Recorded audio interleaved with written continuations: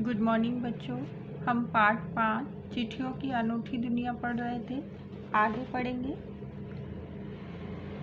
जहाँ तक पत्रों का सवाल है, अगर आप बारीकी से उसकी तह में जाएं तो आपको ऐसा कोई नहीं मिलेगा जिसने कभी किसी को पत्र ना लिखा या ना लिखाया हो, या पत्रों का बेसब्री से जिसने इंतज़ार ना किया हो।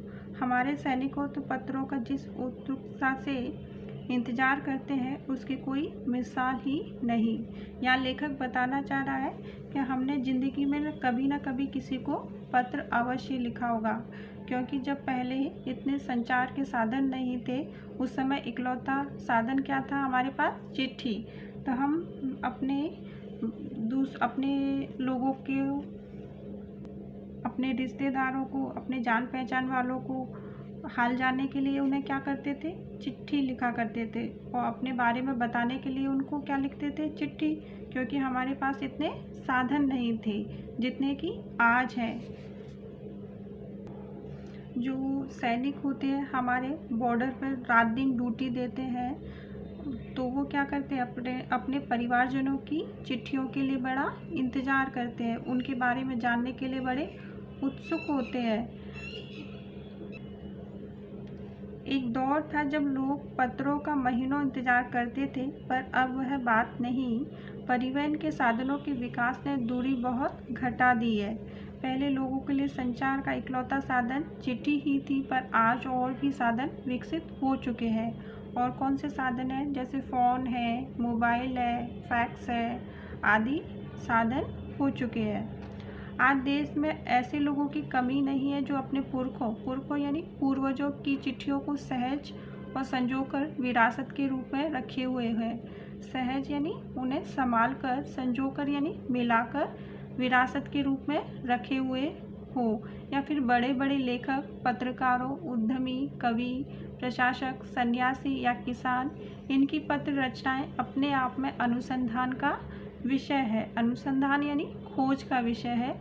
अगर आज जैसे संचार साधन होते तो पंडित नेहरू अपनी पुत्री इंदिरा गांधी को फ़ोन करते, पर तब पिता के पत्र पुत्री के नाम नहीं लिखे जाते, जो देश के करोड़ों लोगों को प्रेरणा देते हैं। यहाँ लेखक बता रहा है कि अगर उस ज़माने में ये साधन होते तो अपने देश के प्रधानमंत्री जवाहरलाल नेहरू अपनी पुत्री को से फ़ोन से बात कर लिया करते, उन्हें पत्र नहीं लिखते। मगर जो उन्होंने पत्र लिखे थे वो आज के युवाओं के लिए प्रेरणा का स्रोत है। पत्रों को तो आप सहज कर रख लेते हैं, सहज कर उन्हें संभाल कर रख लेते हैं। SMS संदेशों को आप जल्दी से ही भूल जाते हैं। SMS में क्या होता है कि आपने उसे पढ़ा और उसे डिलीट कर दिया, उसे आप भूल गए। कितने संदेशों को आप सहज कर रख सकते हैं, और लाखों व्हाट्सएप पर मैसेज आते हैं, क्या आप उनको सबको संभाल कर रख सकते हैं? नहीं ना। उन्हें क्या कर देते हैं आप? पढ़ा और डिलीट कर दिया। तमाम महान हस्तियों की तो सबसे बड़ी यादगार धरोहर उनके द्वारा लिखे गए पत्र ही है। तमाम महान हस्तियों की तो सबसे बड़ी यादगार धरोहर उनके द्वारा लिखे गए पत्र ही है। कैसे? क्योंकि महान हस्तियों के पत्र आने वाली पीढ़ी के लिए प्रेरणा स्रोत होते हैं। वो अपने जो लिखे गए पत्र थे उनके द्वारा आने वाली पीढ़ियों को अपने उस समय के समाज के बारे में, उस समय की तत्काल स्थिति के बारे में बता सकते हैं, उसके लिए प्रेरणा के स्रोत बन सकते हैं। भारत में श्रेणी में राष्ट्रपिता महात्मा गांधी को सबसे आगे रखा जा सकता है। दुनिया के तमाम संग्रहालय जानी मानी हस्तियों के पत्रों का अनूठा संकलन भी है। तमाम पत्र देश, काल और समाज को जानने और समझने का असली पैमाना है। यानी जो पत्र होते हैं उनसे हमारे उस समय के देश की और उस समय की और समाज में की स्थिति के बारे में पता चलता है। भारत में आज़ादी से पहले महासंग्राम के दिनों में जो कुछ अंग्रेज अफसरों ने अपने परिवारजनों के पत्र में लिखे, वे आगे चलकर बहुत ही महत्व की पुस्तक तक बन गए। इन पत्रों ने साबित किया है कि यह संग्राम कितनी ज़मीनी मजबूती लिए हुए था।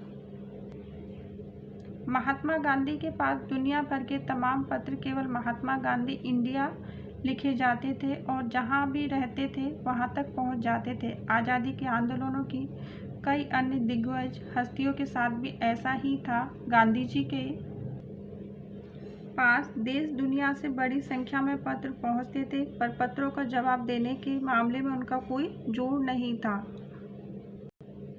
क्योंकि गांधी जी क्या करते थे, जैसे ही पत्र प्राप्त हुआ उनका तुरंत जवाब दे देते थे।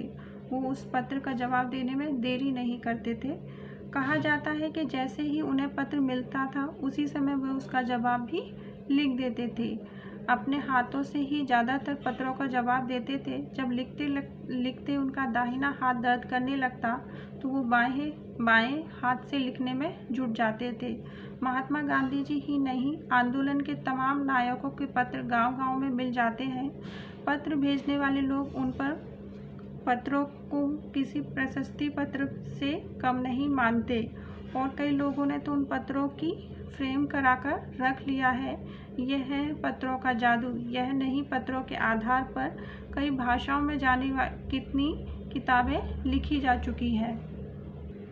लोग पत्रों को प्रशस्ति पत्र से कम क्यों नहीं मानते थे? क्योंकि प्रशस्ति पत्र थे जिससे गांधी जी उनको तुरंत जवाब लिख दिया करते थे, तो लोगों को इतनी खुशी मिलती थी तो वो उसको अपना इनाम मानते थे।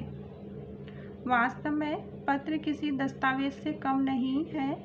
पंत के 200 पत्र, बच्चन के नाम और निराला के पत्र हमको लिखियो कहाँ तथा पत्रों के आईने में दयानंद सरस्वती समेत कई पुस्तकें आपको मिल जाएंगी। कहा जाता है कि प्रेमचंद खास तौर पर नए लेखकों को बहुत ही प्रेरक जवाब देते थे। पत्रों के जवाब में वे बहुत ही मुस्तैद रहते थे। मुस्तैद यानी सतर्क। इसी प्रकार नेहरू और गांधी जी के लिखे गए रविंद्रनाथ टैगोर के पत्र भी बहुत ही प्रेरक है। महात्मा और कवि के नाम से महात्मा गांधी रविंद्रनाथ टैगोर के बीच 1915 से 1941 के बीच के पत्राचार का संग्रह प्रकाशित हुआ, जिसमें बहुत से नए तथ्यों और उसकी मनोदशा का लेखा जोखा मिलता है। लेखा जोखा, हिसाब किताब।